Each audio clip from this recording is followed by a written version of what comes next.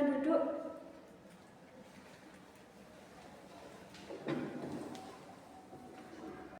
Baik, Rere ya.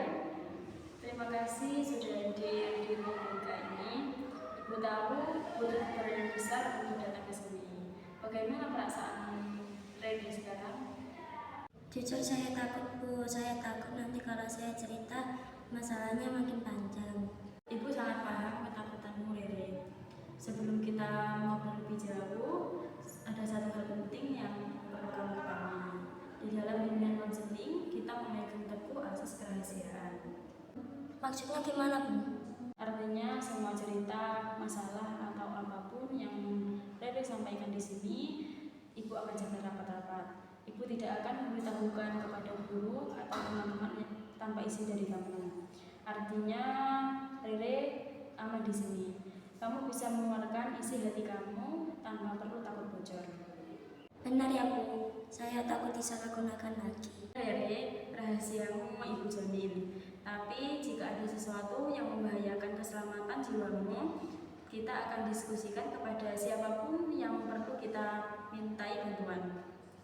Tapi di luar itu, rahasiamu aman bersama Ibu. Jadi, apakah sekarang kamu merasa cukup nyaman untuk memulai bercerita? Jadi begini Bu, sejak kejadian minggu lalu di kantin, saya selalu merasa takut kalau bertemu dengan gerombolan anak kelas 9.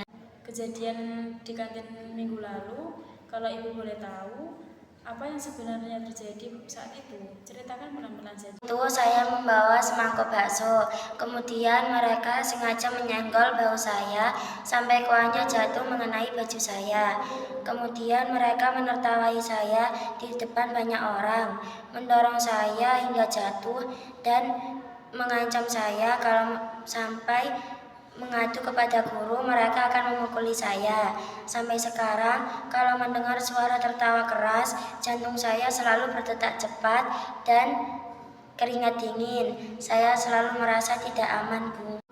Ibu ikut merasakan betapa berat dan menakutkannya situasi itu untukmu, Rere. Wajar apabila kamu merasa cemas, takut, dan jantungmu berdetak lebih cepat. Tindakan mereka memang salah, dan apa yang kamu rasakan itu adalah respon alami dari tubuhmu yang sedang merasa terancam. Saya merasa lemah, Bu. Kenapa saya tidak bisa melawan? Kamu tidak lemah, Rere. Menyelamatkan diri dengan tidak membalas kekerasan saat itu adalah keputusan yang paling cerdas untuk menghindari bahaya yang lebih besar. Kamu sudah melakukan hal yang benar. Rere, ingatan tentang kejadian waktu itu terus membuatmu merasa dalam bahaya. Padahal sekarang kamu sudah berada di ruangan yang aman. Mau Ibu bantu satu cara untuk membuat tubuh dan pikiranmu terasa lebih tenang saat rasa takut itu datang? Mau, Bu. Saya sampai ketakutan terus. Baik, kita coba teknik pernapasan perut ya. Sekarang letakkan tangan satu di dada, satu lagi di perut. Tarik nafas dalam 4 hitungan. Lewat hidung, rasakan perutmu mengembang, tahan 2 hitungan, lalu lepaskan perlahan lewat mulut dalam 6 hitungan. Bagus sekali, mari kita coba 3 kali. Bagaimana rasanya setelah melakukan itu? Saya merasa lebih lega, Bu. Dada saya tidak terlalu sesak. Bagus sekali. Jika kamu merasakan cemas di kelas atau di halaman sekolah, kamu bisa melakukan teknik ini secara mandiri untuk menenangkan dirimu. Rere, konseling kita hari ini adalah langkah awal yang sangat baik. Kita sudah tahu apa yang menyebabkan cemas dan sudah belajar cara untuk menenangkan diri. Ibu akan mendampingimu terus sampai kamu merasa benar aman di sekolah.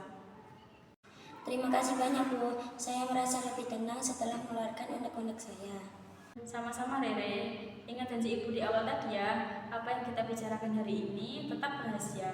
Untuk pertemuan selanjutnya, kita akan membahas strategi bagaimana kamu mengatasi situasi di sekolah dan bagaimana Ibu membantumu menyelesaikan masalah perhubungan ini dengan aman. Bagaimana kalau kita bertemu di hari Kamis di jam yang sama? Baik, Bu. Saya setuju. Baik, sekarang kamu bisa kembali ke kelas. Jika di jalan kamu merasa cemas, kamu bisa praktikkan napas dalam yang tadi. Baik, Bu. Saya permisi dulu. Assalamualaikum. Waalaikumsalam.